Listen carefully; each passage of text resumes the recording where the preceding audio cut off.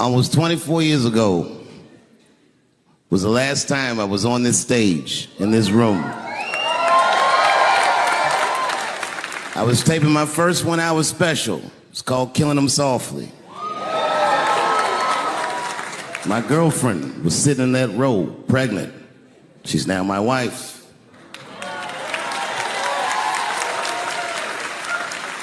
The baby that she was carrying, my first child, I smoke weed with that nigga now.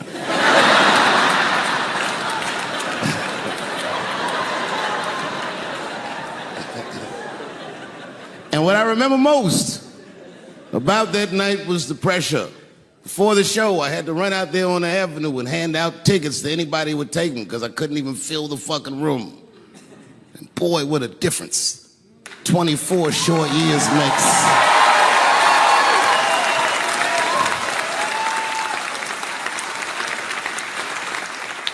And right before that time, my father had died. He never lived to see me do it. And when he died, I was inconsolable. I thought I'd never smile or laugh again.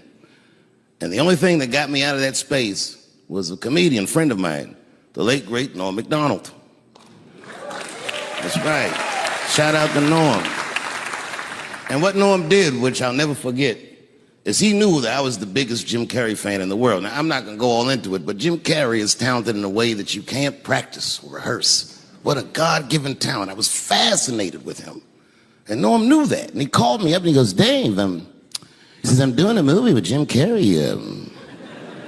Do you want to meet him? And I said, fuck, yes, I do. And it was the first time I could remember since my father died being excited. And the movie was called Man on the Moon. I didn't know any of this. And in this movie, Jim Carrey was playing another comedian I admired, the late, great Andy Kaufman. Yes, and Jim Carrey was so immersed in that role that from the moment he woke up to the time he went to bed at night, he would live his life as Andy Kaufman. I didn't know that. When they said cut, this nigga was still Andy Kaufman. So much so that everybody on the crew called him Andy. I didn't know any of that. I just went there to meet him, and when he walked into the room where we were supposed to meet, I screamed, Jim Carrey! And everyone said, no! Call him Andy. And I didn't understand. And then he came over and he was acting weird. I didn't know he was acting like Andy Kaufman. Just like, hey, how you doing? And I was like, hello. Andy? Now, in hindsight, how fucking lucky am I that I got to see one of the greatest artists of my time immersed in one of his most challenging processes ever. Very lucky to have seen that. But as it was happening, I was very disappointed. Because I wanted to meet Jim Carrey, and I had to pretend this nigga was Andy Kaufman all afternoon. And he was clearly Jim Carrey. I could look at him and I could see he was Jim Carrey. Anyway, I say all that to say, that's how trans people make me feel.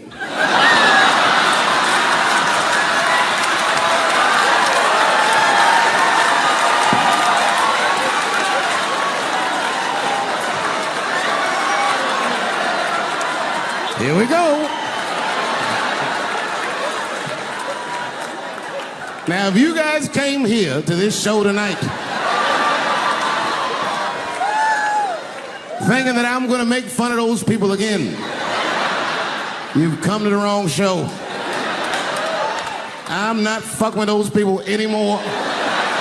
It wasn't worth the trouble. I ain't saying shit about trans people. Maybe 3 or 4 times a night, but that is it. Tired of talking about them. And you want to know why I'm tired of talking about them? Because these people acted like I needed them to be funny. Well, that's ridiculous. I don't need you. I got a whole new angle. And you know what I said? That's all I said. First of all, I'll tell you right now what I said. And I will tell you that this was not a joke. It's a true story. And I just happened to tell it. All right, what happened was I went to a gallery party, all right? I don't know who in here has ever been rich before, but these are very nice parties. You know, wine and cheese and ball of conversation. And there was a few eccentric types, one of which was a very wealthy man that happened to be wearing a dress. I don't know what you call him, man. This is a tranny or drag queen, perhaps. Whatever it was, this is definitely a man. And this man was definitely on drugs. I don't know what kind of drugs he's on, but I knew he had too much. He didn't look good. It's like this, he's like, he looked sick. And all his friends were standing around him, concerned, trying to revive him. I don't know what they looked like, some kind of gay CPR. There was fanning and shit.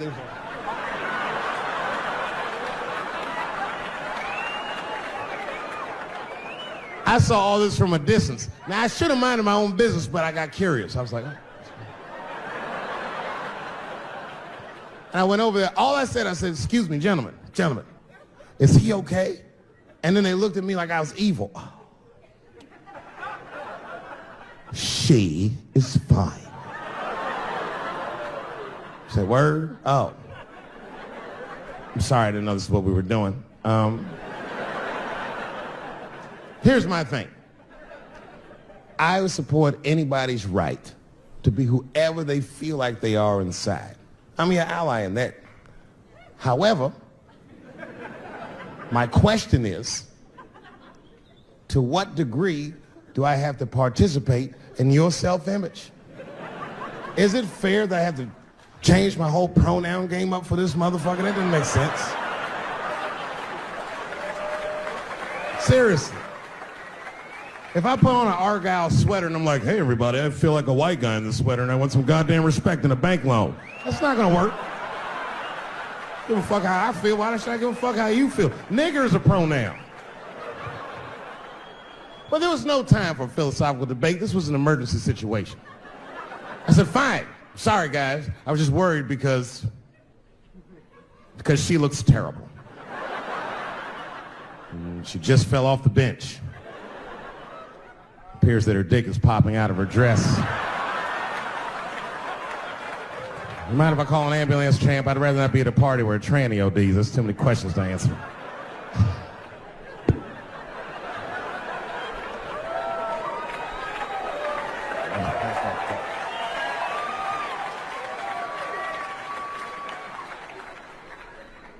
Okay, I've been through this before. I had a friend from high school. Now, in high school, this guy was a thug, right? He was a fucking dope boy. He did it all. He's a wild dude. People used to be very scared of him. And then after high school, word on the street was he'd come out the closet. I personally didn't believe it.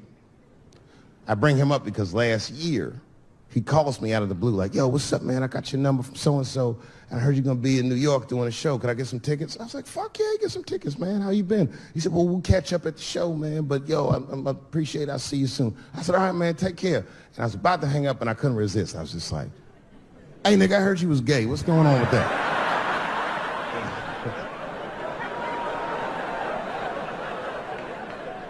And I wish I didn't ask, because he sounded like he was dying to talk about that shit. And he had a long story about it. And it's not that I didn't care, but I was, I don't like talking on the phone. I was watching TV at the same time. So I just wasn't really paying attention like I should. But I was trying to sound supportive, but I didn't really know what to say. So I was just like mumbling shit throughout this conversation. I was just like, well, nigga, you gay, man. You just gay. Like,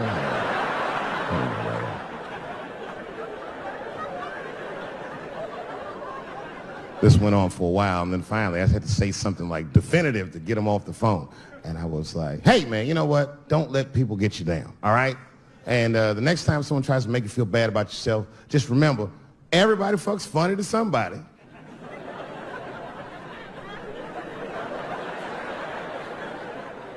He didn't like that shit. He's like, what the fuck does that mean? I said, huh? He said, you saying I fuck funny, motherfucker? I said, no, that's not what I'm saying. I'm saying everybody's different. He said, you ain't say different, nigga. You said funny. What's so fucking funny about the way I fuck? And I said, hey, man, I fuck feet. He said, what? Oh, this is not a joke, ladies and gentlemen. I get women to squeeze their feet together like this, and I fuck them right in that little space in their feet. But you can't build a community behind that shit. There's no flag for us. That shit made him laugh. And the next day, after the show, I saw him backstage. He was like, yo, what's up, man? I'm like, oh, shit, what's going on? And he had his buddy with him. He goes, Dave, I want you to meet Manuel.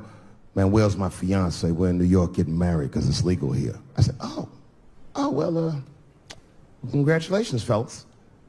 And Manuel was like, gracias. And he went to go get some drinks. And then my buddy looked at me. He was like, so, Dave, what do you think? And I started mumbling again. You gay, nigga, you know, you just gay.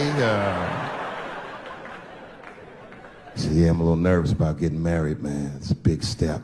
I said, yeah, it is. It's a big step. He said, well, you've been married for a while. You got any advice for us? No, I'm married to a woman. Sorry about that. And he corrected me. He said, no, you married the person that you love. So it's essentially the same.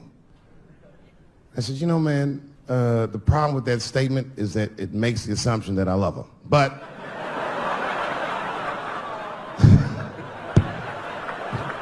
you guys lighten the fuck up. Of course I love my wife. She laughs at this shit. As a matter of fact, she eats and spends this shit. You know what I told him? I told him, I said, you know what you should do, man? First of all, you shouldn't do it. I'm talking about being legally married. It's not that you're gay as much as just legal marriage is a fucking diabolical leverage game in the United States. I'm just being honest. Devoid of religious significance or the idea of love, marriage is nothing but an awful contract that you shouldn't sign. I'm just being real. Because you start out loving each other, and then like 2 years later, you're just building a case against one another for a hypothetical court date that may or may not ever happen. You throw being gay on top of that, that shit is explosive. Like it's that Ray Rice shit. Okay, right after Ray Rice went through all that shit, I was at a party and I met this kid, Michael Sands. You know Michael Sands? Very nice guy. He's the first openly gay NFL player. And Mike's a very nice guy, very brave guy. But when I met him, I couldn't help but thinking, now what's going to happen when Michael Sands beats his wife up in the elevator? Is that domestic violence, or is that just two niggas working shit out in the elevator? You know what I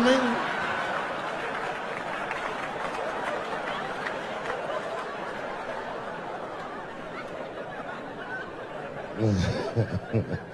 Anyway, I give all married men the same advice, gay or straight. Get a dog. His dog will love you all the time, but she's not going to. It's real talk. I didn't even know about dogs, and my kids got the dog. They brought him home from the shelter, and I didn't even want him. They were like, can we keep him? I said, nope. I said, where'd you even get this dog? They're like, we got him from the shelter. I was like, ugh. Probably something wrong with him. Can't keep him. And then my kids started crying and screaming like the dog had gambling debts. Please, Dad, if you don't let us keep him, they're gonna kill him. I was like, oh. All right, you can keep him. And this dog was a menace. I hated his guts. Then one night I'd smoked a bunch of weed and I was eating a sandwich and Baba came over. Baba's the dog. He came over and was staring at me. This will make you very uncomfortable if you're just looking at you.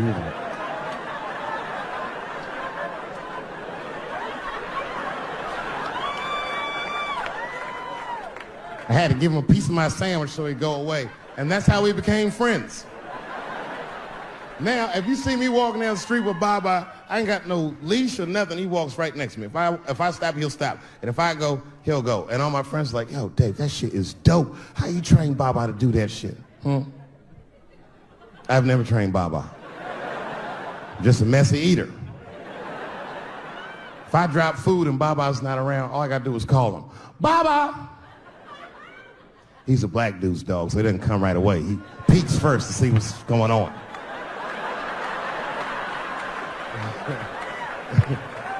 I gotta tap my foot so he can see the food. Over here, little buddy.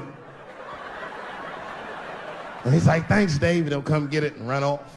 Thank you very much for being here. But before I start tonight, I just wanted to read a brief statement that I prepared. I denounce anti-Semitism in all its forms. And I stand with my friends in the Jewish community. And that, Kanye, is how you buy yourself some time.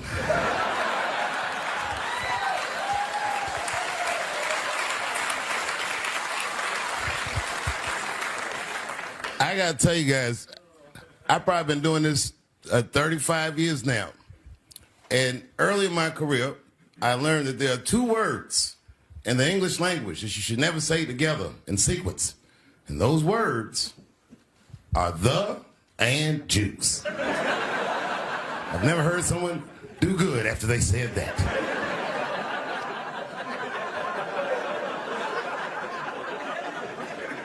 Kanye's gotten into some scrapes before. Normally when he's in trouble, I pull up immediately. But this time I was like, you know what? Let me see what's gonna happen first. Let's see. Just wanna see where this is all going. I can't even remember how it started. Vaguely, I remember it started with a tweet, strange tweet. It was like, I'm feeling a little sleepy. I'm gonna give me some rest, but when I wake up, I'm gonna go DEFCON 3 on the Jews. And then he just went to bed. I was up all night worried. What is he gonna do to the Jews?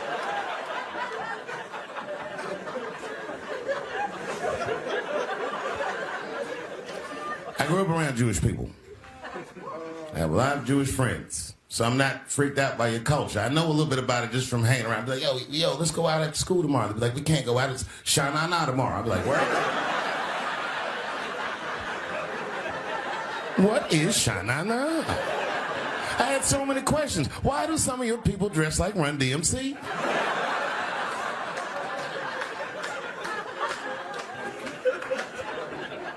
When Kanye woke up from that nap, he went right to work. A year ago, I'd seen him on a podcast called Drink Champs. Well, great show. And it was an amazing appearance. Noriega and them were there, the rappers that I love, and they all had their gold chains and stuff on. And Kanye said, only millionaires wear chains. They said, what? He said, I'm a billionaire. Billionaires don't wear their money on their body. I tucked my chain and I said, oh, snap.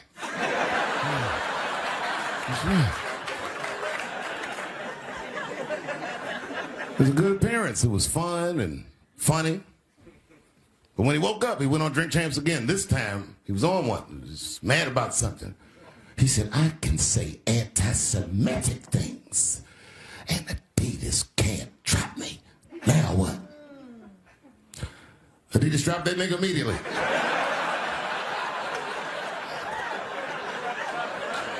Ironically, Adidas was founded by Nazis. And they were offended.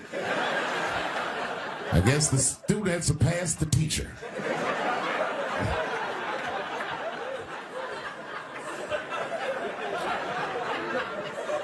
It's a big deal. He had broken the show business rules. This is a rule. You know, the rules of perception. If they're black, then it's a gang. If they're Italian, it's a mob. But if they're Jewish, it's a coincidence, and you should never speak about it.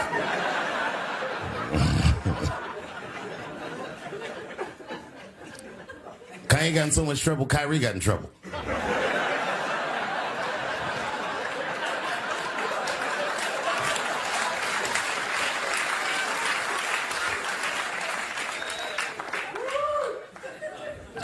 Kyrie Irving posted a link to a movie that he had seen on Amazon. No caption on the poster, nothing like that. But apparently this movie had some, I don't know, anti-Semitic tropes or something. And it was some weird title like From Hebrew to Negro or something. And the NBA told me he should apologize, and he was slow to apologize. And then the list of demands to get back in their good graces got longer and longer, and this is where, you know, I draw the line. I know the Jewish people have been through terrible things all over the world, but you can't blame that on black Americans. You just can't. You know what I mean? Thanks to the one person that said that. A fair punishment would be he should just post a link to Schindler's List and y'all write your own captions.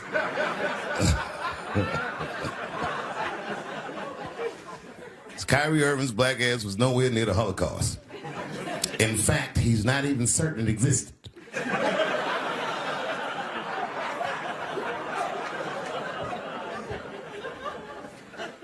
I saw one news pundit screaming about Kanye. She said, mental health is no excuse for that type of language. Yes, it is, bitch. You can kill somebody if you're mentally ill. Listen, okay, I don't think Kanye is crazy at all. I think he's possibly not well.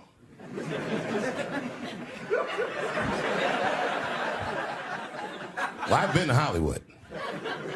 I don't want y'all to get mad at me. I'm just telling you, I've been to Hollywood. This was just what I saw.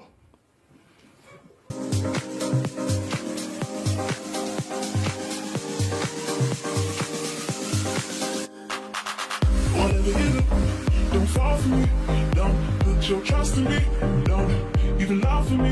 I want you, honey, I don't get it. It's a lot of juice.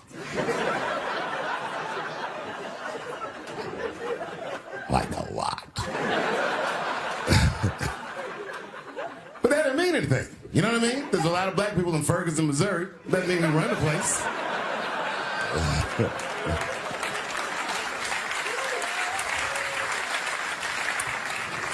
I could see if you had some kind of issue, you know what I mean? You might go out to Hollywood and you might start connecting some kind of lines, and you could maybe adopt the delusion that the Jews run show business. It's not a crazy thing to think, but it's a crazy thing to say out loud in a climate like this.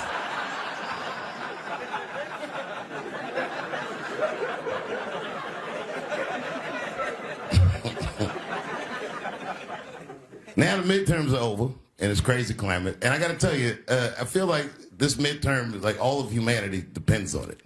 And it's an ominous sign. The most ominous sign of the midterms, I believe, would be Herschel Walker, who I don't want to speak badly of because he's black. But I have to admit, he's observably stupid.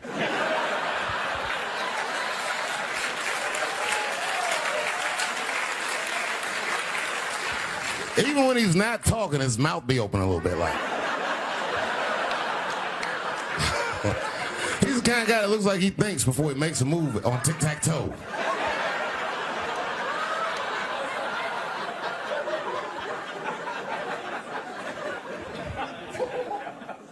And I'm watching the news now, they're declaring the end of the Trump era. Now, okay, I can see how in New York you might believe this is the end of his era. I'm just being honest with you. I live in Ohio amongst the poor whites. A lot of you don't understand why Trump was so popular, but I get it, because I hear it every day. He's very loved. And the reason he's loved is because people in Ohio have never seen somebody like him. He's what I call an honest liar.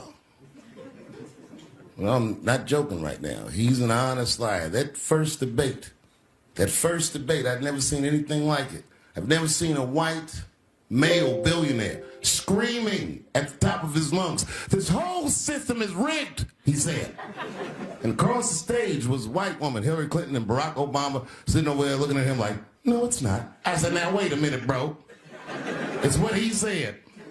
And the moderator said, "Well, Mr. Trump, if in fact the system is rigged, as you suggest, what would be your evidence?" You remember what he said, bro? He said, "I know the system is rigged because I use it." I said, "God damn." And then he pulled out an Illuminati membership card and chopped a line of cocaine up and did it right at the podium.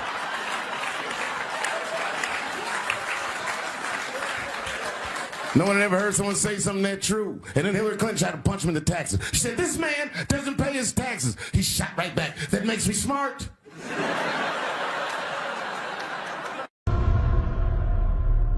I came back here where I started because I will shoot my final Netflix special tonight.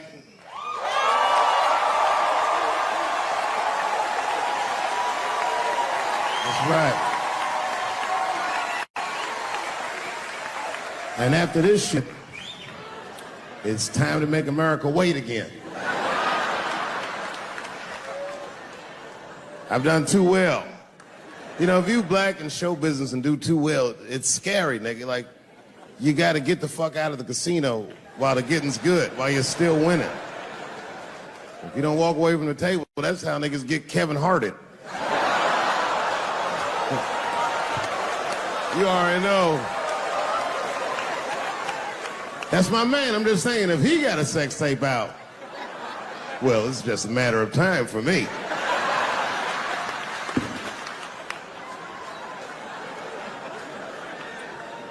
But you know why I be thinking sometimes I want to stop doing comedy? And you know, I don't want to sound like a braggart saying this, but the real reason I want to stop is because I'm too goddamn good at it. I'm not even exaggerating. It's not exciting. Every night before I come out on stage, I'll be backstage like, I'm sure this is gonna go well. And it always does. I'm so good at writing jokes, and this is not even an exaggeration. I actually write jokes backwards. I will write a punchline with no particular setup in mind. I just put it on a scrap of paper, and I'll throw that scrap of paper in my fishbowl. I have a fishbowl in my house filled with random punchlines. And every once in a while, I'll shake the bowl, and I'll dig in there and just pull one out and see if I can make that shit work. And I picked one for this special. It's not an easy punchline to pull off. Are you ready? Yeah. Here it goes. The punchline is, so I kicked her in the pussy.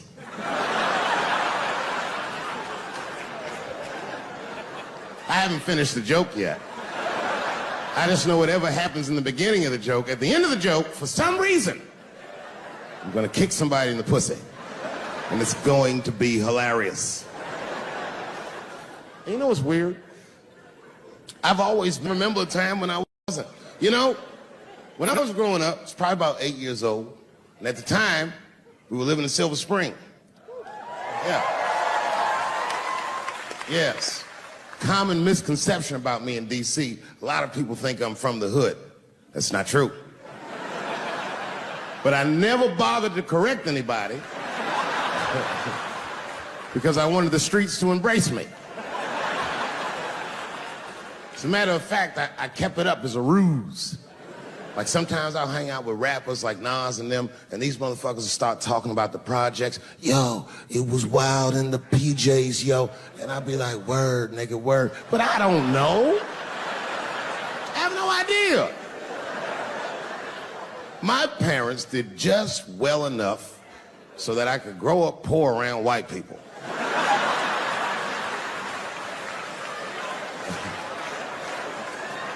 And to be honest, when Nas and them talk about the projects, nigga, I used to get jealous because it sounded fun. Everybody in the projects was poor, and that's fair.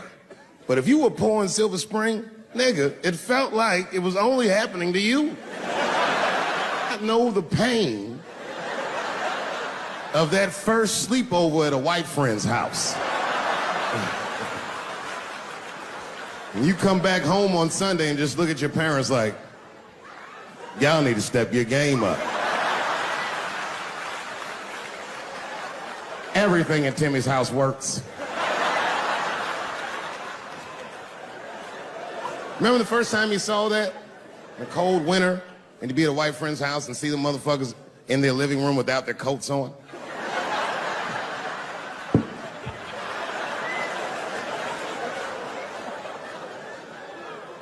Timmy was one of my first white friends, like, in my life, man. He's a good dude, too. He moved to Silver Spring from Utah, of all places.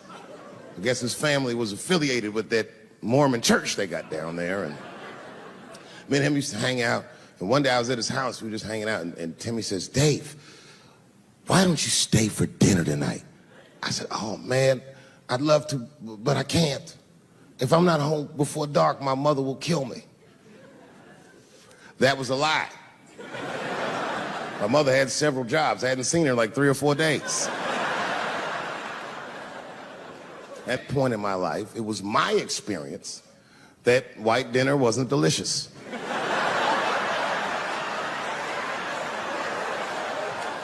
I'd rather go home and fry some bologna or some shit like that.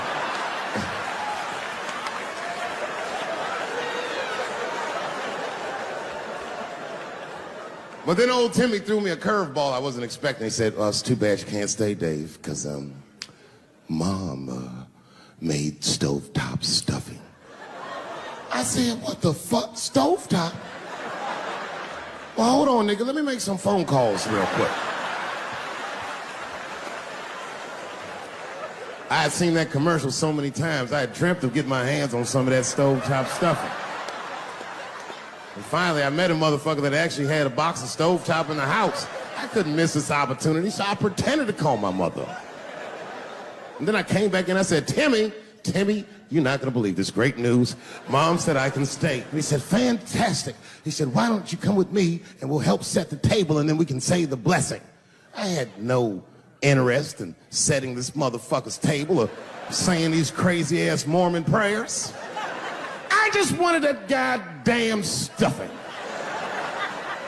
My hands first. My plan was simple. Wash my hands slowly, and by the time I'm done, the table will be set, the blessing will be said, and all that there will be left to do is eat. Went to the bathroom. I washed my hands very slowly. I must have been in there for about 10 minutes. And suddenly, one of his mothers came to the door.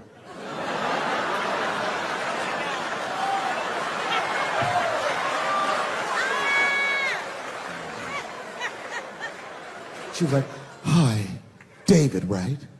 I said, yes, ma'am. She said, Timmy tells me that you're planning on staying for dinner. I said, I hope that's not a problem, ma'am. She says, no, it's no problem. In fact, we'd love to have you. It's just that we weren't expecting company. And I'm afraid there's not enough stovetop stuffing for everybody.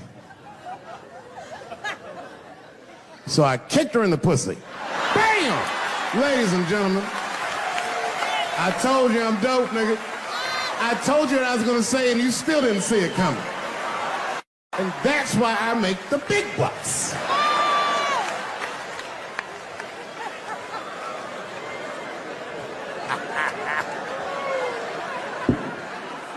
Oh my God. But there's a more important reason that I would stop doing comedy right now. And this reason is the real reason that's been percolating, and it really is the crowd, not you. I'm talking about the crowd on the big stage. It's too hard to entertain a country whose ears are so brittle. Motherfuckers are so sensitive, the whole country is turned into bitch-ass niggas.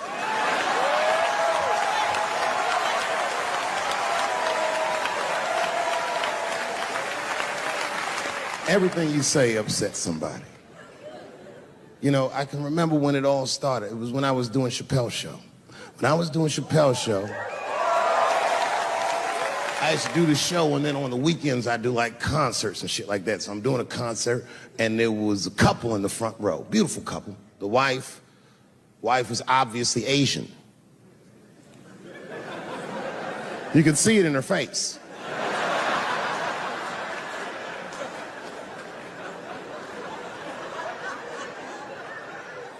The husband, this motherfucker was mysterious, to say the least. Couldn't quite pinpoint where he was from. Caramel-colored fella, very nice hair, but it could have been from anywhere. Bangladesh, Mexico. I can't guess with a nigga like this. All I knew for sure about this guy is that his wife was a bitch. I could see that in her face, too. No, he was laughing and having a good time, and she was scowling at me at a goddamn comedy show. I couldn't figure it out. And then I realized at some point that she was pregnant, and I was smoking on stage. I said, oh my God, that's probably why she's mad. So I started to put my cigarette out, but then she hit me with one of them fake non-smoker calls. So I just kept smoking. I thought to myself, bitch, that baby will be fine, relax. And I tried to break the tension. I just asked her. That's all I said. I go, hey, where are you guys from anyway? And I could tell that she was on to me. She goes, very condescendingly, she says, I'm from California. if you're asking my ethnicity, I am Chinese. He was like, I'm Mexican, bro. I said, well, I'm sorry if I offended you by asking, but you're a very beautiful couple. And miss, there's no question that you're gonna give birth to the hardest working baby this world has ever seen.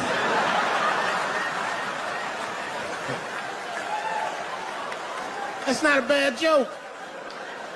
She got very upset. She got up to leave immediately, but she didn't just leave. She had to take one last dig at me on the way out. I will never buy one of your fucking DVDs again, Dave Chappelle. I said, ma'am, with all due respect, Chinese people don't buy DVDs.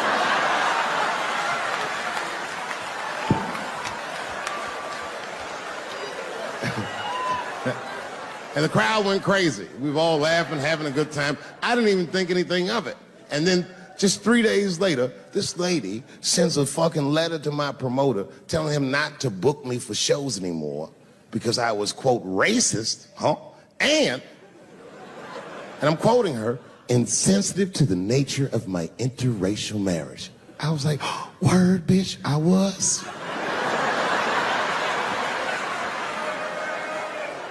If she would know that I myself am in an interracial marriage. That's right. In fact, my wife is Asian too. Surprise, bitch, I'll see you on Thanksgiving.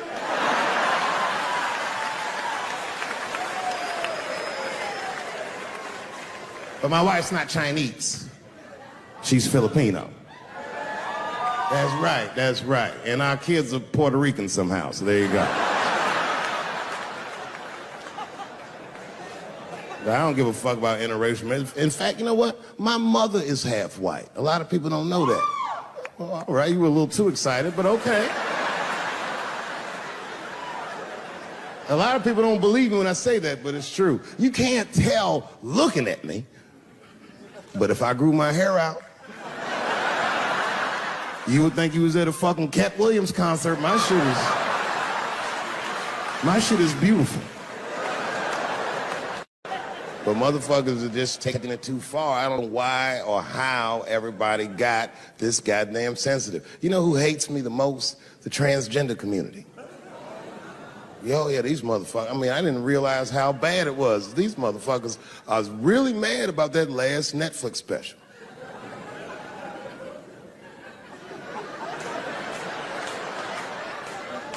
It's tough, man. I don't know what to do about it because I like them. I always have. Never had a problem with them. You know, just fucking around. As a matter of fact, I think I make fun of everybody. And I mean, as a group of people, they have to admit, it's kind of fucking hilarious, man. I'm sorry, bro. It's like, I've never seen somebody in such a hilarious predicament not have a sense of humor about it. They're born feeling like there's something other than they're born as, and that's kind of funny, you know? I mean, it's funny if it's not happening to you. It's like that white black bitch that's in the news all the time. Rachel Dolezal. She's a white woman, but then she dressed up like a nigga and shot her way up to the very top of blackness. And I always wanted to meet her just so I could understand. I just wanted to like have dinner with her so I could just look in her eyes and call her a nigger to her face. The fuck is that bitch talking about? I identify black. That is trans talk, lady. Stop biting. Stop biting. There's a big difference between her and a trans. The difference between her and a trans is I believe transgenders.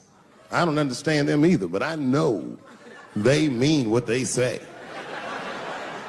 Them niggas cut their dicks off. That's all the proof I need. I've never seen somebody just throw their dick away. Don't need it.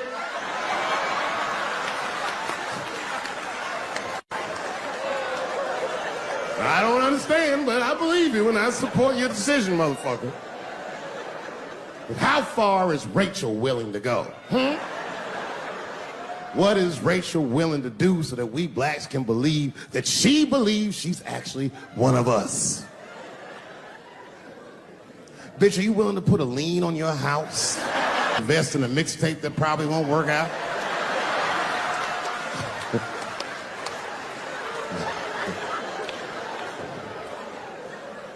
She didn't even change her name. Didn't even change her name. Her name is Rachel. I can't believe in that name. If you want my support, you're gonna have to change your name to the blackest shit I've ever heard. Bitch, you're gonna have to change your name to Draymond Green. I don't know a blacker name than that. That shit is black on paper. If you type Draymond Green into Airbnb, that shit will log off automatically.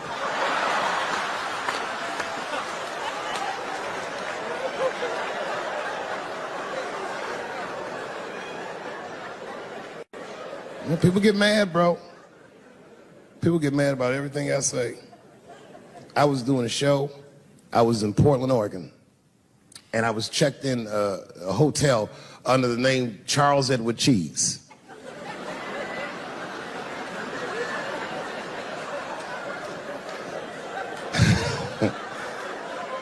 I came back, and there was a note. It was like a letter on my desk. It was addressed to Mr. Cheese. So obviously, I'm going to assume that whoever wrote this letter must be an intimate friend of mine. This is not some kind of name that a person would just guess. But then I open the letter, and it turns out I don't know this person at all. It's a fan letter. You know, I'm not even used to the idea that I have fans, but I'm grateful for it.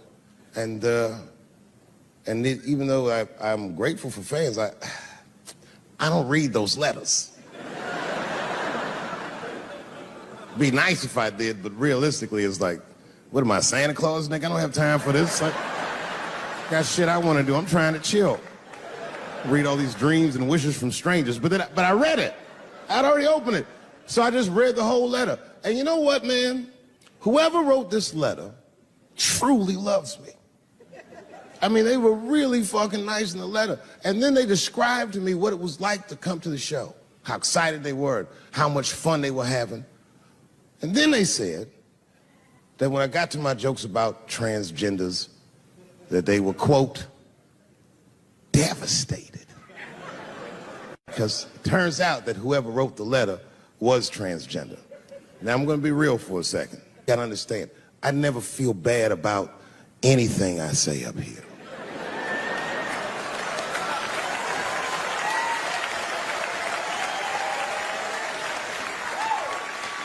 And I would never admit this to you if I hadn't locked your phones up. But it was the weirdest thing. Like, when I read this letter, the shit made me feel bad. I didn't feel bad about what I said, you understand? I felt bad that I made somebody else feel bad. To be honest, I don't even know what I said that upset that person. I have so many transgender jokes.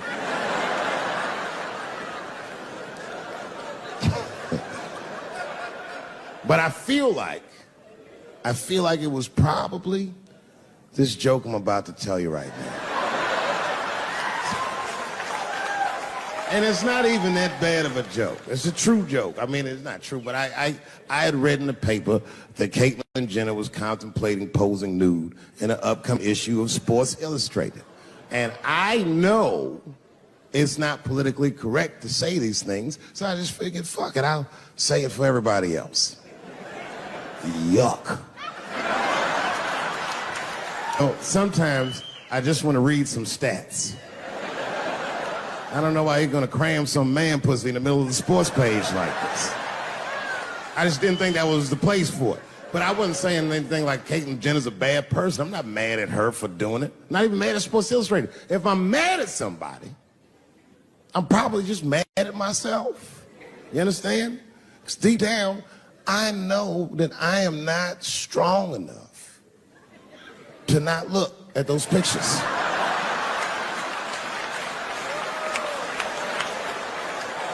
And I don't think I'm ready to see what she's trying to show me.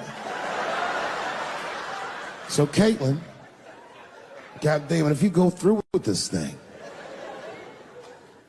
bitch, you better go hard or go home. I want you to go all the way. Hustler style. Do you know what hustler style means, miss? That means spread the lips.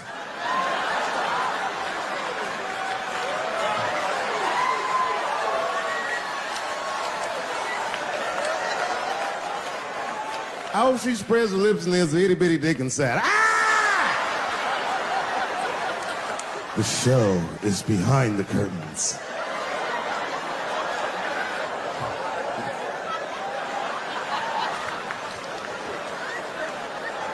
I don't know what I said that upset that person. But I'm gonna tell you something. When I read that letter, in the moments after I read it, I did something that many black men in America do not have the time or the money to do. I thought about how I felt.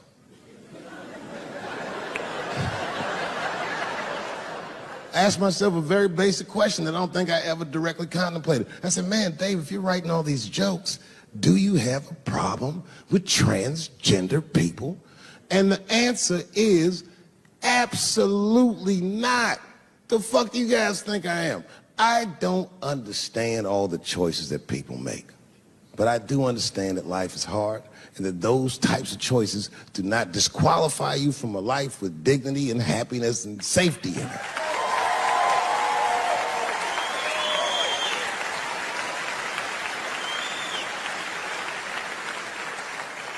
But if I'm honest,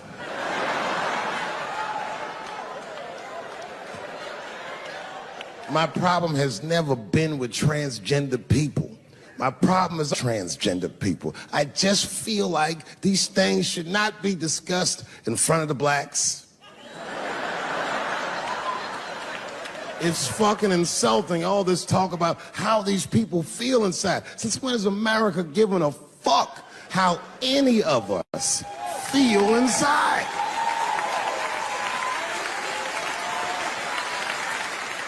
And I cannot shake this awful suspicion that the only reason everybody is talking about transgenders is because white men want to do it. That's right. I just said that. If it was just women that felt that way, or black dudes and Mexican dudes being like, hey, y'all, we feel like girls inside, they'd be like, shut up, nigger. No one asked you how you felt. Come on, everybody, we have strawberries to pick. It reeks of white privilege. You never asked yourself why it was easier for Bruce Jenner to change his gender than it was for Cassius Clay to change his fucking name?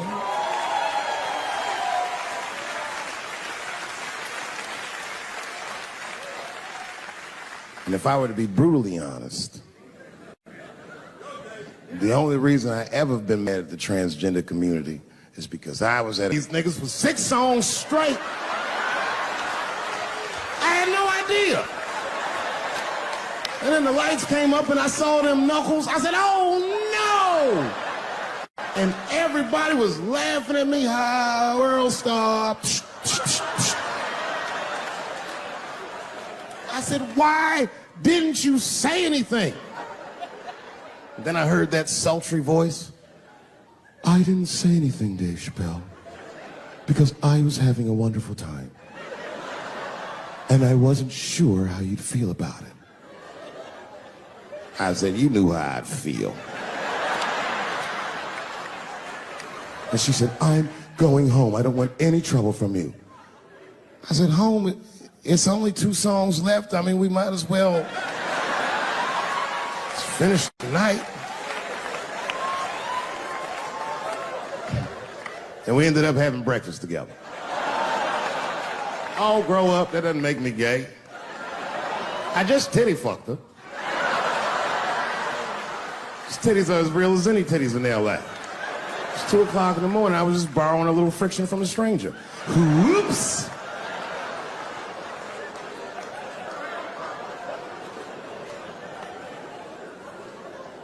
It's the madness of youth. It's the types of mistakes that a man makes when he's young. I wouldn't even know that it's necessarily a mistake. It was a wild night out. But I don't do it like that anymore. I'm old. I'm 44 now. Hey. First time in my life I've ever like started to physically feel my age. It's tough, man. You know how I know I'm getting old? This is embarrassing, but I was in my hotel room.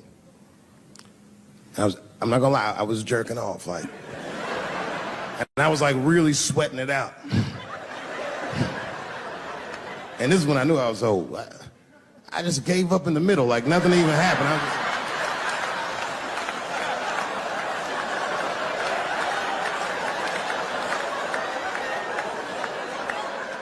I don't like looking at my dick anymore.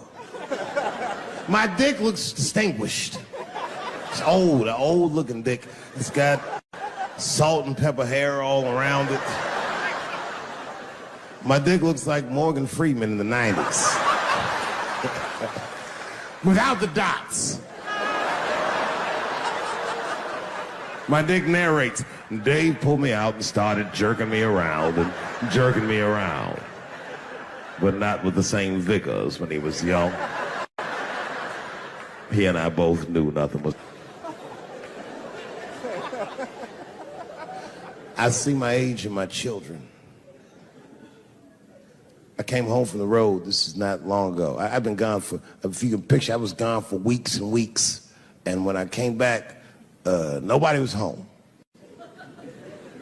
Now, one person in my family thought that maybe I'd like to see them when I got back. Like, they knew when I was coming back, but they just weren't home. And that shit was a wake-up call. You know, like when my kids were little, and the tour bus would pull up to the house, these motherfuckers would spill out. Dad is home, hooray! And they'd hug me and kiss me, and then as the years went on, they'd get less interested. Hey everybody, look, it's Mr. Promises back from the road.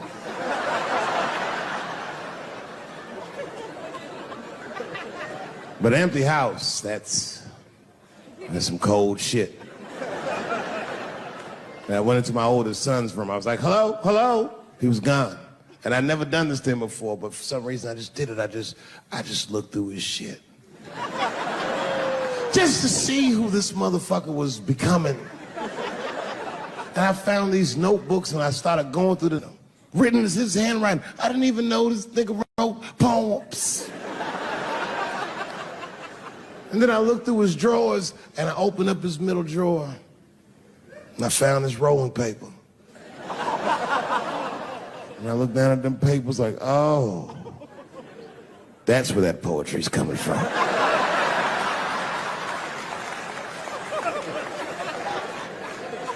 And that shit broke my heart. I mean, I smoked weed, but I mourned my son's innocence. And I cried a little bit. And I took his papers upstairs to my room. Rolled some weed that I'd hid from the family. And I got really high. And then I got paranoid, so I put his papers back how I found them. So he wouldn't know what I was up to. This nigga won't even know that that happened until he sees the special. Yeah, nigga, I found your papers. He's a cold motherfucker. Let me tell you, this kid is only 16 years old. Listen to what he did to me. This motherfucker calls me up in the middle of the night. It was 1 o'clock in the morning. He goes, Dad, don't be mad. I knew something was, what's going on? He said, listen, I'm fine. And don't forget, you told me to do this. I'm at a party, and my designated driver had too much to drink. And me and my friends need you to come pick us up. I said, Jesus Christ, it's 1 o'clock in the morning, nigga. I am shit-faced.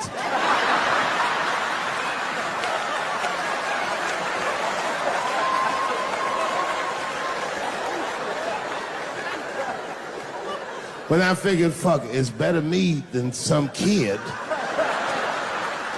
I might as well roll the dice and go pick my nigga up. I said, all right, I'm coming to get you. Just give me the address and I'll be right there. And then he gave me the address and I was shocked. I said, son, you are not gonna believe this, but I'm at the same party, nigga.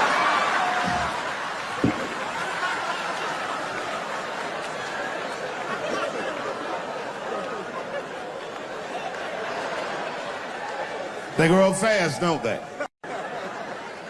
Can I ask you a weird question? I want to make you feel uncomfortable. You don't have to answer it, and if it doesn't go well, we'll just edit it out anyway. Is it weird to be the only white people in a row?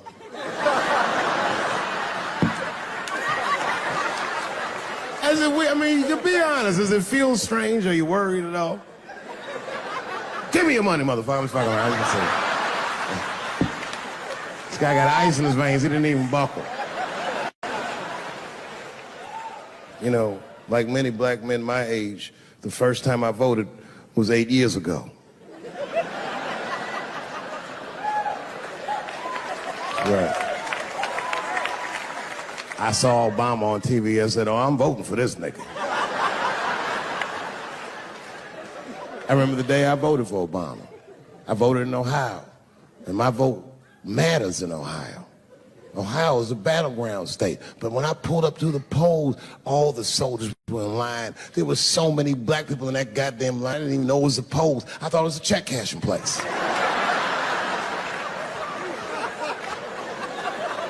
We were hugging each other, and old people were singing hymns and spirituals. J Verdict times 10 or some shit. I've never seen black people that happy. 8 years later, I'm pulling up to the polls again. This time, I'm driving a brand new Porsche because the Obama years were very good to me.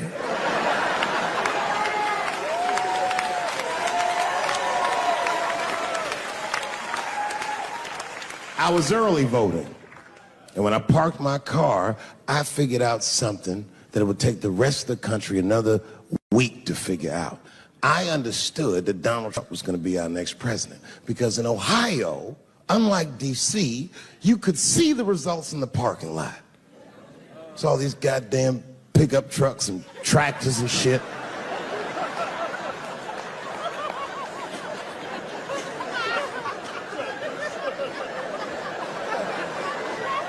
And then I walked up and I saw a long, long line of dusty white people.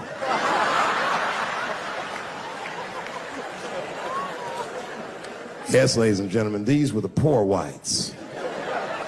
And I must tell you, I've never had a problem with white people ever in my life. But full disclosure,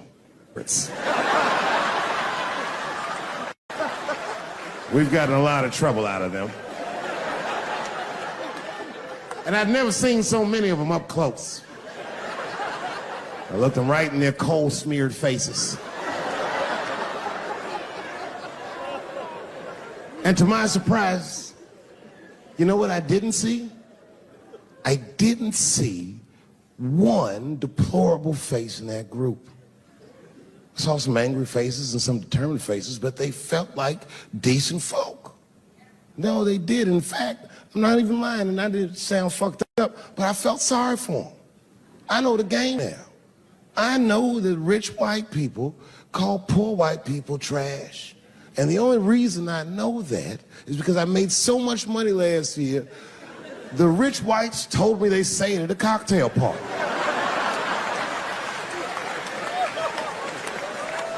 And I'm not with that shit. And I stood with them in line like all of us Americans are required to do in a democracy. Nobody skips the line to vote. And I listened to them. I listened to them say naive, poor white people things. Man, Donald Trump's gonna go to Washington and he's gonna stand there thinking in my mind, you dumb motherfucker.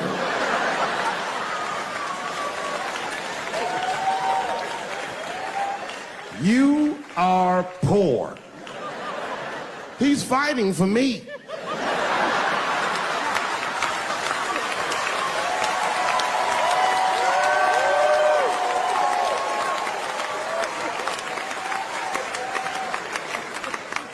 And they all looked at me. They could tell who I was voting for just as easily as I could tell who they were voting for. But do you guys know what we all had in common? Not one of us, not a single one of us, looked like we felt good about what we had to do in that booth. We were just doing our goddamn duty. Yes, I voted for Hillary Clinton. Of course I did. I voted for her because I liked what she said vastly better than I liked what he said. But to be honest with you, at that point, that shit was like watching Darth Vader do the I Have a Dream speech. That bitch is mean as hell. She'd already Karate Kid swept Bernie Sanders' legs from underneath him. Boy, it was hard voting for that shit. But it was the lesser of the evils. I know you were a Clinton supporter, Miss I am sorry for her. But it didn't feel as good as it should have. She was gonna be our first woman president. They were gonna make coins out of this bitch.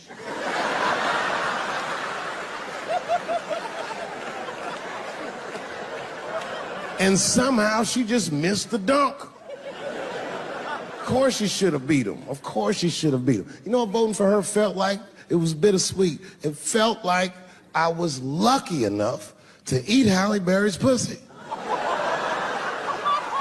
And whilst I was doing so, she fucking farted in my face, man.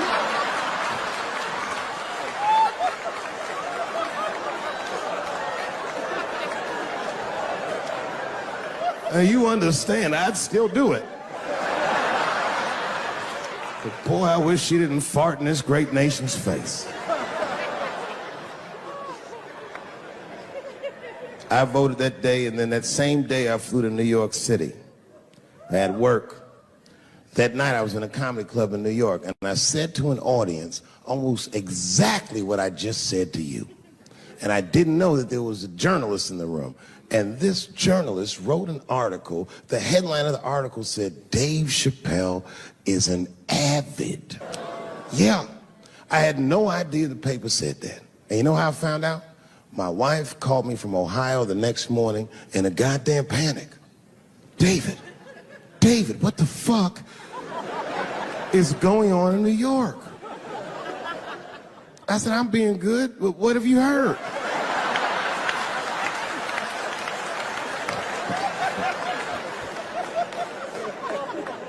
And my wife said, the paper is saying that you're a Donald Trump supporter. I was like, whew.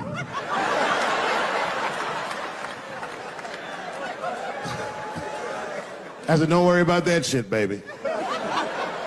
Nobody in their right mind would believe that. And she said, no, David, people believe it. And then she started reading the comments to me. Oh, they were terrible. All these black people calling me all kinds of Uncle Toms and shit. I should tell you, buddy, this is a very serious allegation from one black to another. I was incensed. Uncle Tom? How am I Uncle Tom, nigga? You the one that reads the Observer? Anyway, all this shit goes down around, and now Trump is the president, and I'm hosting Saturday Night Live.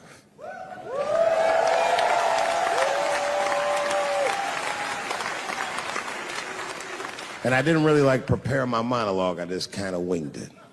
And at the end of the monologue, I don't even remember what I said. I said something like, fuck it, we're historically disenfranchised, and we're gonna give him, something about we're gonna give him a chance if he gives us a chance. I don't know what I said, but whatever I said, I really wish I didn't say that shit. It was not worth the trouble. Now I walk into the barber shop, and all them black people just be looking at me like, yo, Dave, what's up with your boy? Yo, nigga, yo! Not my boy. Because I don't care if you're a Republican or Democrat, if you support him or not, any objective person is going to have to admit that this motherfucker is having a terrible go of it.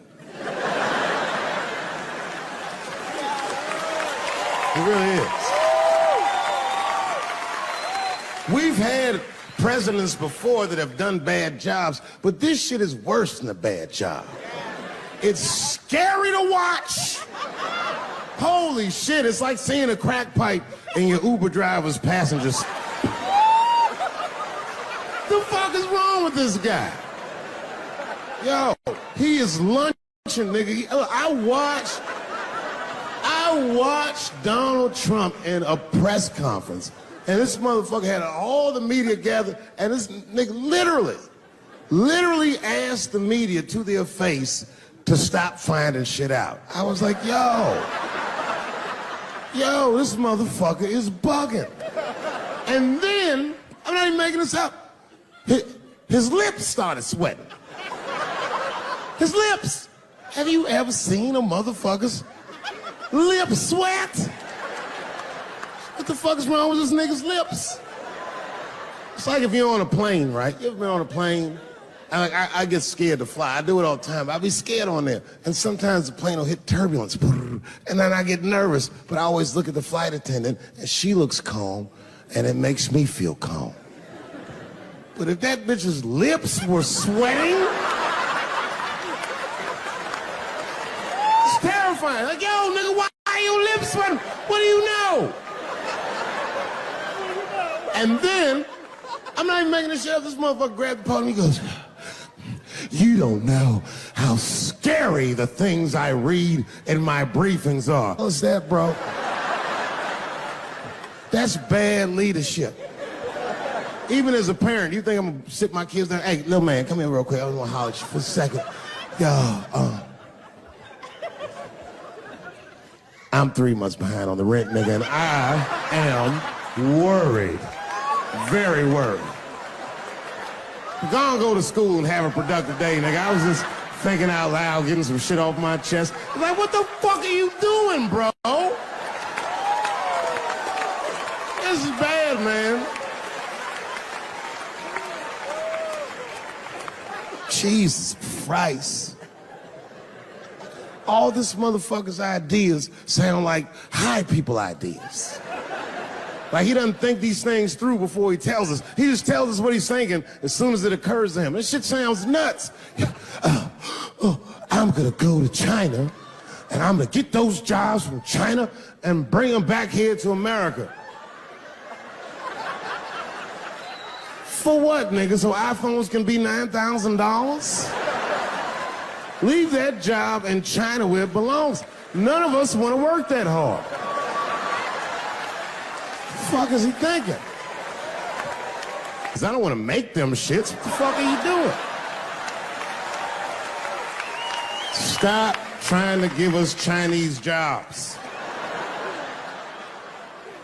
I am going to bring back coal. Coal? I'm not even exaggerating. I have never in my life even seen a fucking lump of coal. I honestly don't even know what coal is for. If you're gonna have motherfuckers digging around in the dirt looking for shit, find me some truffles, nigga. That's what I'm about. And these truffle prices are getting out of control. If it gets any worse, I'm gonna be back down to regular butter like everybody else.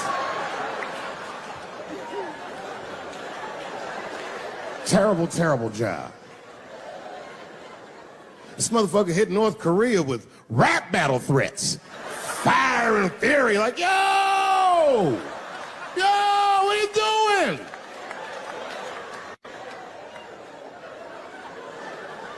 It's fucking Korea, man. Kim Jong-un is a scary motherfucker. He might be as crazy as Trump. Some scary shit.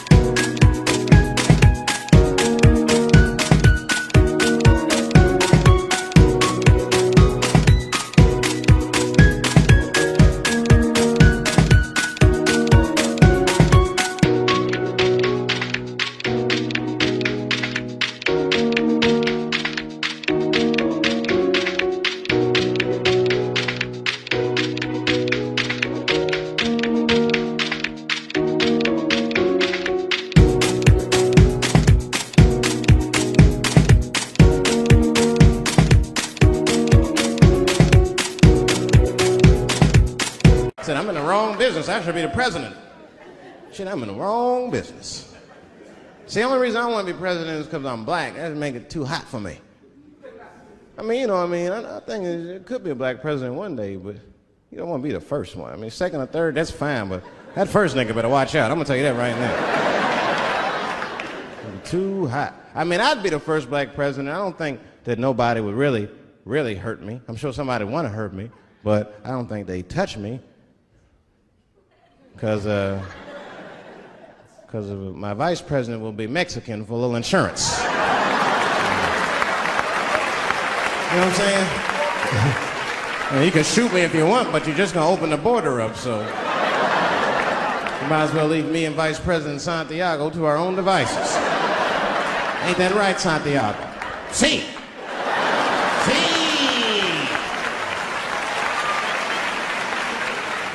Elian can stay. Don't worry, I don't got no Elian jokes. All I'll say about Elian is thank God he's Cuban. Because if he was Haitian, you'd have never heard about his ass.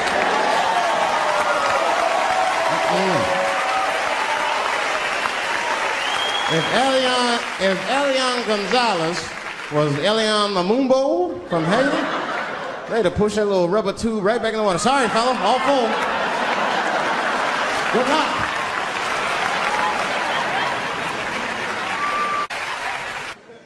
Scared to death of these police. I am, nigga. I got a police scanner. First money I got, this is the first shit I went out, bought me a police scanner. I just listen to these motherfuckers before I go out, just to make sure everything's cool. You hear shit on it. Calling all cars, be on the lookout for a black male between 4'7" and 6'8". Staying in the crib tonight, fuck that.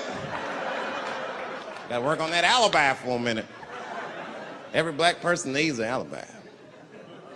I do them impromptu joints. If I'm by myself and need out, I'll just open up the windows in the apartment, turn all the lights on, start beating off right in the window. Look at me. Hey, everybody, look, it's me, Dave Chappelle. I'm crazy, I'm jerking off. Note the time, motherfuckers. It's 2:35. Look at me, I'm jerking off in the window, 2:35. Comedian Dave Chappelle, it's June 10th. Note the time.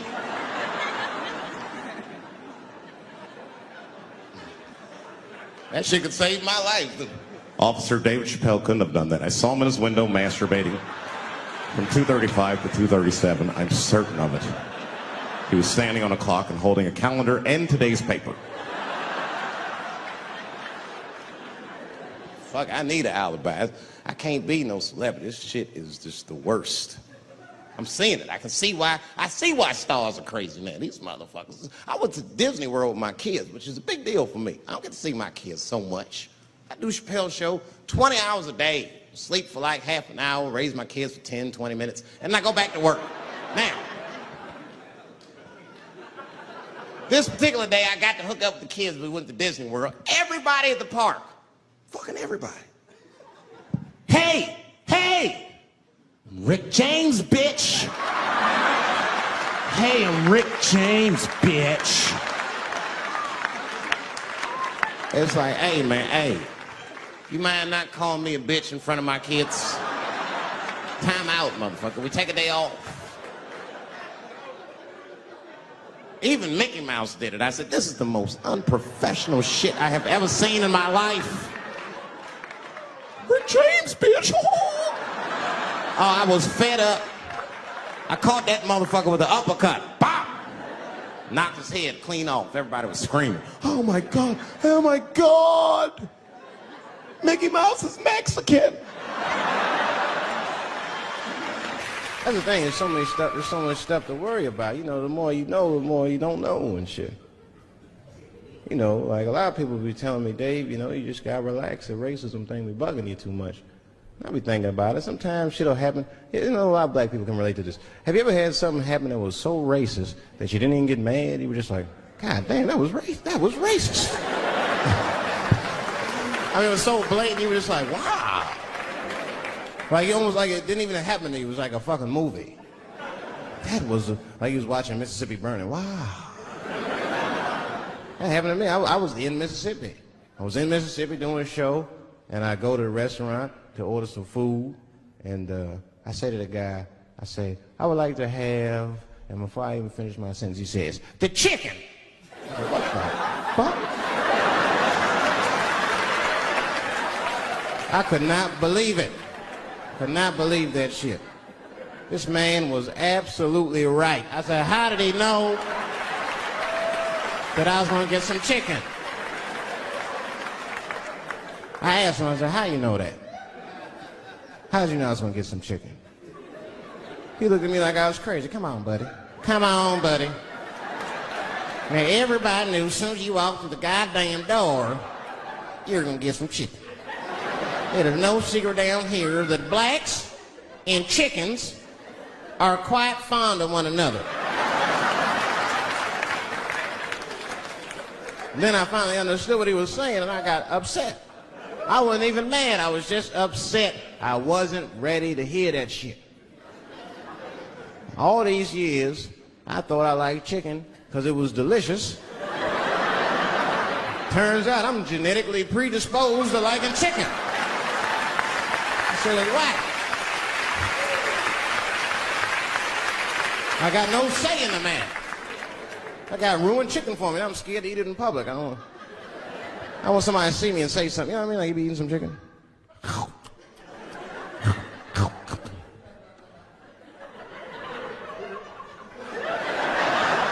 Look at him.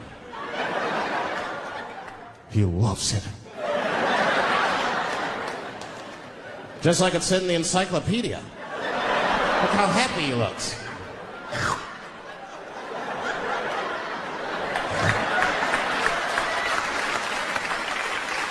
Sometimes the world be too much to deal with. That show business be crazy. That's where the cultures really collide. Show business bring a lot of races together. Sometimes it works, sometimes it don't. This is one thing that happens that's funny. You know, sometimes I'll be on a business call, right? You know, like with a lawyer or something. You know, my lawyers be white, and like we'll be on a call, right? And they'll be like, "Oh, okay, Dave, we're gonna close the deal. Is that fine with you?" I'll be like, "Yeah, that's good for me." "Great. Great. You have a good weekend, Dave." I'll be like, "All right, you too, man. Peace." "Oh, all right. Bye-bye."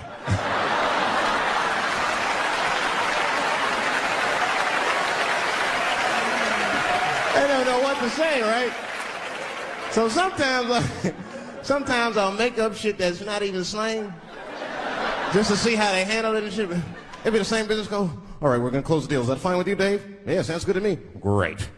You have a good weekend, Dave." "All right, buddy. Zip it up and zip it out." "Oh. All right. Zippity-doo-dah. Bye-bye." I don't deal with jails. Don't deal with jails, and I don't deal with police. My house got robbed in New York. I didn't even call the police. I wanted to, but I couldn't. My crib is too nice. It's not that it's too nice, but it's too nice for me. You know how the police are in New York. Soon as I open the door, they'll be like, "Oh, he's still here. Open and shut case, Johnson." Apparently, this black guy broke in and hung up pictures of his family everywhere. Never seen anything like it. Don't deal with them, man. I had to bail a friend of mine out of jail one time. You know, that was horrible. I was scared. I had to walk right into the belly of the beast. I tried to look as non-threatening as possible. "Hi. I'm here to bail out my buddy." "Oh, okay. Well, while you're here, you do fit a description. You'll walk this way, we can process you." I'd always get us. It's fitting those damn descriptions. Now, I could be bitter and blame all the police, but no. I'll tell you who I blame. It's those sketch artists. They keep drawing the same brother over and over again. Who is this generic man we all look like? I want to know what they say when it's us. You know, immediately be in that room like, did you get a look? Did you see the guy that tried to rob you? Yes. Yes, I did. He's about 6 feet tall, I'd say. 6 feet tall? Yes. He had his hat on backwards, too. Good. That's good stuff. Hat was on backwards. Yes. He was black? Okay. Big lips, big nose, hanging out. Say no more, sir. I'll draw him from memory. You know, let me get my stencil. I think we can trace this guy and save some time. I'm having an artistic dilemma. I have 2 poems. One poem is older, and one poem I just wrote backstage. Which one would you like to hear? Wait! How many for the old one? How many for the new one?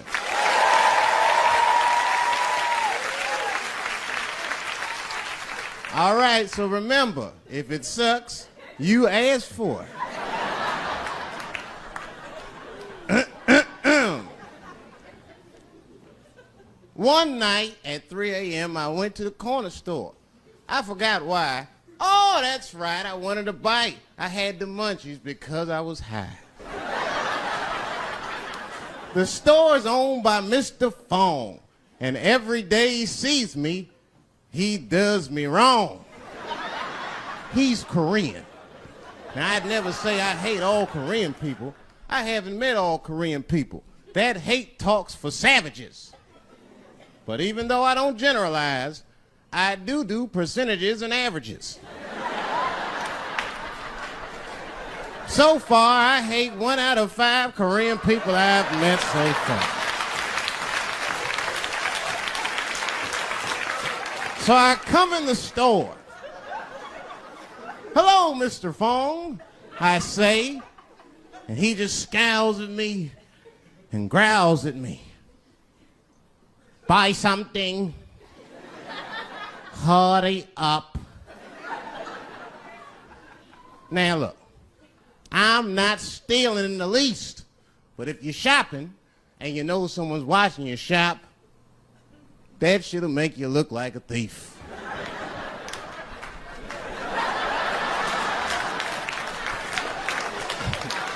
Mr. Fong said, hey, I've been watching you since you came in the door. Buy something now or get out of my store. Now I couldn't take it anymore. Hey, I said, raising my hand, get your fingers out of my face, Chinaman. Mr. Fong said, hey, what make you think I'm Chinese? You must not know what you're saying. You made a mistake, Brackman. Mr. Fong is Korean. Now I was wrong. I said, Mr. Fong, I'm sorry to offend by mistaking your race. But you gotta admit, if it was a Chinese look-alike contest, your ass would place. You're a dead ringer for a Chinese. But don't be mad at me. I didn't mean to offend you in the least. You know, some people say all black people look alike. We call those people police. Thank you. It's one time racism saved my life, man. I was on a plane. I was coming from overseas, and I don't know how this guy got a machine gun on the plane, but he stood up, man. He said, everybody get on the fucking ground. Nobody look at my face. I started freaking out. Because he was Chinese. I was like, why is he talking like that?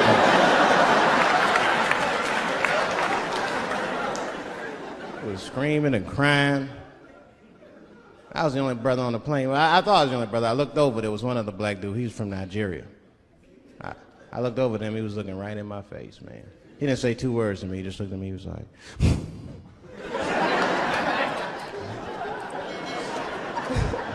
He didn't need to talk, I knew just what he was talking about. I looked right back at him, I was like...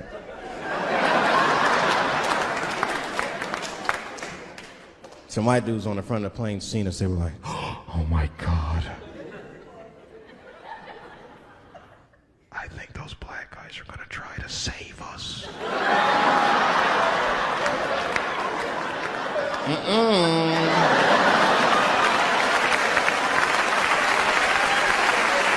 We were just communicating that we understood the situation.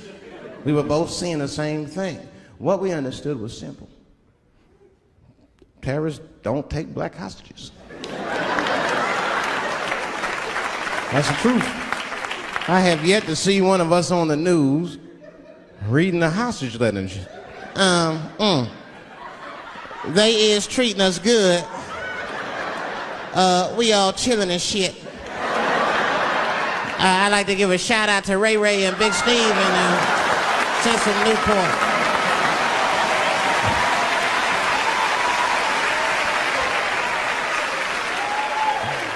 You're not gonna see it. Terrorists are smart. They know what they're doing there, you know. They terrorists. They know it's black people's bad bargaining chips.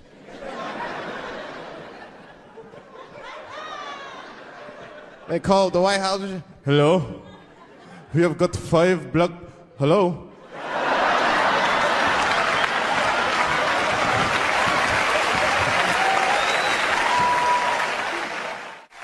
There's too much shit out there to stress you out. This whole world is just drug infested, hate infested, drug infested world. Hate drugs. I heard the worst drug story. You know, my friend told me, you know what he's dealing with? His landlord is hooked on crack. That's terrible. That's pressure.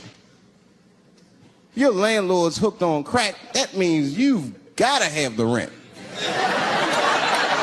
You come around all the time. I got the rent. It's not even due yet, it's the 10th. Come on, I need it! Let me just get $20 of it now and then just give me the rest of the other month. Every couple hours. Hey, look, I'm gonna need some more of the rent. This building's falling apart, things came up. Comes home early from a party. Landlord's in the crib going through his shit. What are you doing in my house? Ah! Where's the sink? I came to fix it. It's in the kitchen.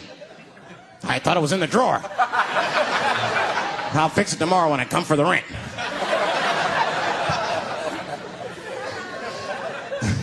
You know what I hate about drugs? I hate when like people my age and older get hooked on crack. I hate that shit.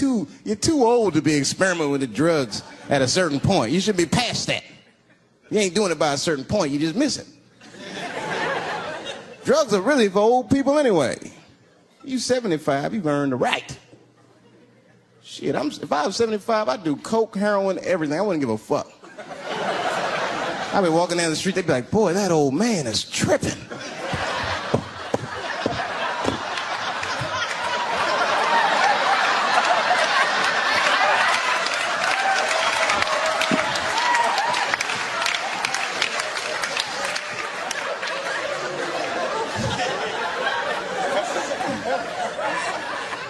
Can't do everything. Maybe weed. If you're gonna do something, do a little weed. Smoke some. Weed's not as bad as everything else. Weed is a background substance. You know what I mean? You can smoke some herb and still function. And you ain't crisp, but you'll function. Nothing higher than weed, though. I made that mistake one time. I was at a party, some guy gave me some shit. He's like, here, man, take this. It's fucking mushrooms. I took it, I forgot all about it, you know. Then a couple days later, I found that shit in my pocket. I'm thinking, why not? Because I'm thinking it's like weed, some background shit. I planned my whole day out like it was weed. I'll chew this shit up, then I'll go to the barber shop, get my hair cut, and then I'll see a movie.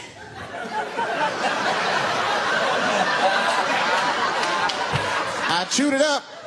So far, so good. Then I was in a barber shop like an hour later. And it's funny because I was just thinking to myself, I was like, ooh, this stuff sucks. Tastes like athlete's foot. I feel sick, but I'm not really high. Then I looked in the mirror. I saw the barber's reflection, man. It looked like It looked like a big penis was cutting my hair. I freaked out. I started talking to myself, Dave, calm down. You're on drugs. This is what drugs do. Okay, you know that there is no way that a penis can cut hair. But I started freaking out, man. I just couldn't take it anymore. I jumped out the chair, half my hair was cut, I didn't care. I didn't, I just gave a barber a handful of money. It was weird, the balls opened up. Anyway, I ran home, man. I ran home as fast as I could. Tripping. I looked at the clock, it was 2:42. I was like, damn, 2:42? I gotta sober up. I had never been this high this early. I took a shower, I was still high. I said maybe music will do the trick. I listened to every CD I had, I was still high. Exercise, that's what I'll do. I ran around the block 4 times, still high. Took a nap, woke up, fucked up. I looked at the clock, it was 2:43. I said, God damn. I've been accused of having sex with a girl I did not have sex with before, and let me tell you something, that shit is infuriating. You ever go through that, you know, it'll make you crazy. You be screaming at your best friends, I didn't touch that bitch, nigga, I'll kill you. Fuck you, nigga, I'll kill you. Please believe me. Please believe me.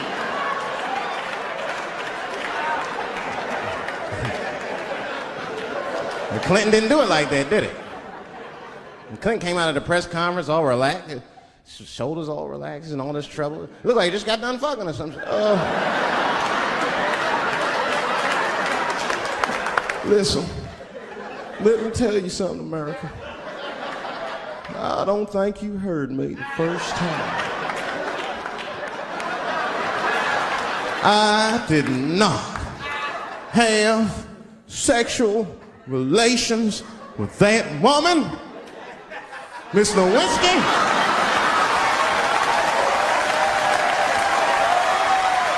You know he did it. You know he did it.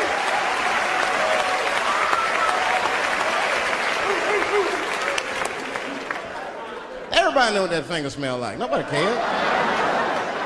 Nobody cared. We all watched.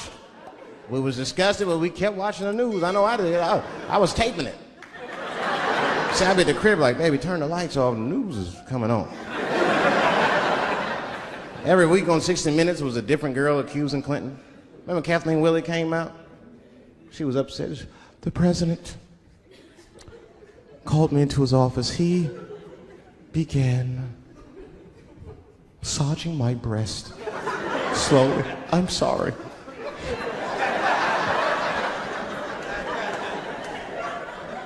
And then he placed my hand on his genitals. Ed Bradley was shocked. Was he aroused? I was at home like, yeah, was he aroused?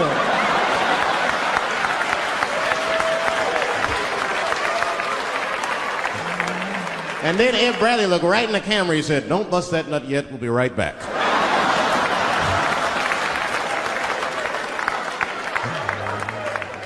Oh, man, the news had never been so good. But there were no victims. There were no victims. Only one I feel sorry for is that Lewinsky. I feel a little sorry for her. Don't y'all feel a little sorry for her at all? God damn, y'all, come on, man. Have a heart. That's a hard thing to be famous for, man. I mean, nobody want to be the most famous cocksucker of all times and shit. I feel bad for her. Not even the women feel sorry for her a little bit, ladies? Now that's jealousy. That's what that is. I mean, come on, y'all. That's one dick that girl sucked. It's going to haunt her for the rest of her life. Long after she spent that money up, that's still going to haunt her. And I know there's a lot of women in here with at least one dick they regret. And I bet you it wasn't a president's dick. I bet she worked at Kenny Shoes or Safeway or some shit like that. Don't go judging her. Don't go judging her. See, we gotta stop judging people. That girl was young, and she made a mistake that young girls make. She wanted to fuck a powerful man, period. That's as far as she thought it through. She wasn't thinking about how powerful the president was. She had no wisdom. An older woman would have helped everybody. An older woman would have been in there, you know, you should lower taxes. You know what I'm saying? Do this song. You know, that's just my grandmother used to sing that when she cleaning up. That's a Negro spiritual. Black work song. Not everybody know about that. I know. See, white people, you guys might whistle when you work. You dig? But that's how you can tell what kind of work we're actually doing.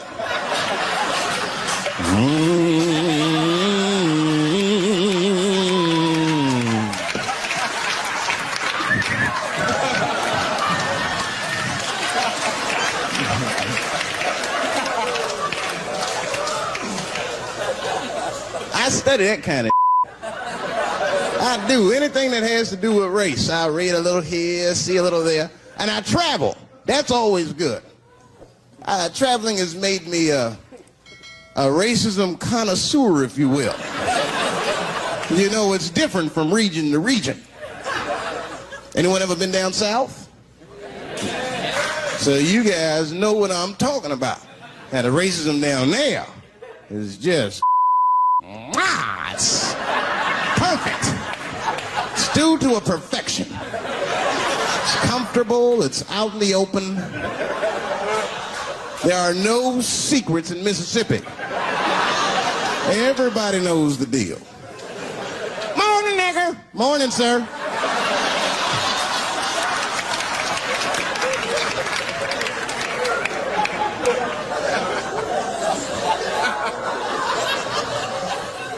Not up here. You hit the big cities, man. It's different. It's always a secret. And we should do like them. We should keep our out in the open, then a little. I mean, with limits. You don't want to say whatever comes to your mind. That might be a little much. White dude be walking down the street minding his business, and the brother walk up to him. Hello, you white oppressor, you slave master rapist of Africa. Why, hello, my big lip spear chucking friend. Touche, honky. So, Whitey, what did you do today, huh? Oppress a new land and make the people there Christians against their will?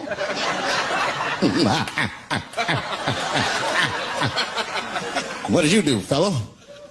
Burn those big black lips on a crack pipe as you missed your job interview? Easy, Whitey, you're cutting deep. Oh, this chit-chat has got me thirsty. If you will excuse me for a moment, I'm going to go to the Korean store and get something to drink. Chilling. Hello. You slanted-eyed, ruining the economy in our neighborhood by opening stores and taking the money out the community. Chink. Wow. Good afternoon, you browse around but never buy anything. Suspicious looking nigga. After a while, that might be too much.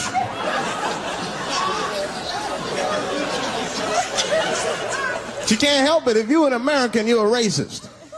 We brought up from the beginning to think in generalizations. We never look at the individual. We rarely look at the individual. I'm a racist. I know I'm a racist. You know how I know? The other day I caught myself being racist against myself. There's so much going on, I got mixed up. Forgot whose team I was on.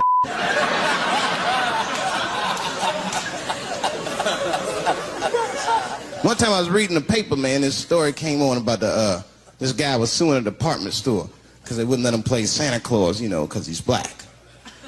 And I was actually like relieved when the department store beat him. That's bad. But I wasn't ready for that. I wasn't ready for the idea of a black Santa Claus, man. That would suck. So we wouldn't get our presents to the 28th, 29th. Sorry I'm late, kids. Santa got caught up with some in Vegas. I had to sell some toys to get back. Shit. Where them cookies at?